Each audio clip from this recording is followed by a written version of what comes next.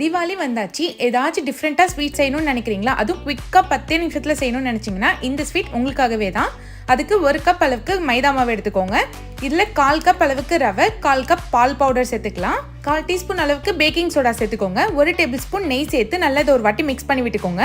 இப்போ 1/2 கப் காய்ச்சாத பால் சேர்த்து நல்லா சப்பாத்தி மாவு கன்சிஸ்டன்சியில் பிசைஞ்சு வச்சுக்கோங்க. இது ஒரு 10 நிமிஷம் ஊறட்டும். சக்கரை பாகுக்கு 1 கப் சக்கரை, 1 கப் தண்ணி, ஒரு 2 ஏலக்காய் போட்டு இதை ஒரு 10 நிமிஷம் லோ ஃப்ளேமில் கொதிக்க வைங்க. கம்பி பதம்லாம் தேவையில்ல. இப்போ மாவு சப்பாத்தி உருட்டுற மாதிரி உருட்டி ஓரங்கள்லாம் கட் பண்ணி இந்த மாதிரி சின்ன சின்ன பீஸாக கட் பண்ணிக்கோங்க. மாவு இந்த அளவுக்கு மொத்தமாக இருக்கணும். இப்போ இது எண்ணெயில் போட்டு கோல்டன் ப்ரௌன் வர அளவுக்கு பொரிச்சு எடுத்துக்கோங்க. கேஸை லோ ஃப்ளேமில் வச்சு போறீங்க, அப்போ தான் உள்ள நல்லா வேகும். இப்போ இதை எடுத்துக்கலாம். இந்த சைட் பார்த்தீங்கன்னா சக்கரை பாகு ரெடி ஆயிடுச்சு. நல்லா தொட்டு பார்த்தா பிசு பிசுன்னு இருந்தால் போதும். கேஸ் ஆஃப் பண்ணிடுங்க. இப்போ பொரிச்சு வச்ச பிஸ்கெட் சேர்த்து 1 மணி நேரம் ஊற வைங்க. லாஸ்ட்டாக கார்னிஷ்க்கு கொஞ்சமாக பிஸ்தா போட்டுட்டு சர்வ் பண்ணுங்க. செம்ம சூப்பரான கேரளா மில்க் கேக் ரெடி ஆயிடுச்சு. இதோட டேஸ்ட் அப்படியே குலாப் ஜாமுன் மாதிரி இருக்கும்.